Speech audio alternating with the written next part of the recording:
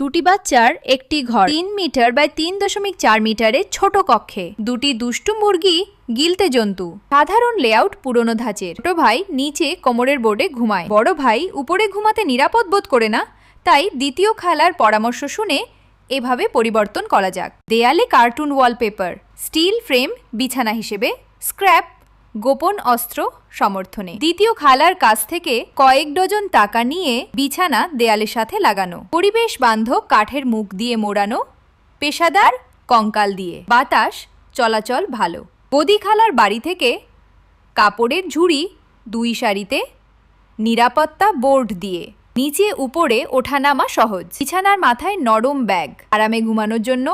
বিছানা নিচের জায়গা পোশাক রাখার ঘর হিসেবে ব্যবহার করুন। ভিতরে একদিকে বড় তরোয়াল, অন্যদিকে যাতায়াতে সুটকেস রাখুন। বাইরে 2টি হ্যাঙ্গার, মাঝখানে জামা প্যান্ট সহজে নেওয়া যায়।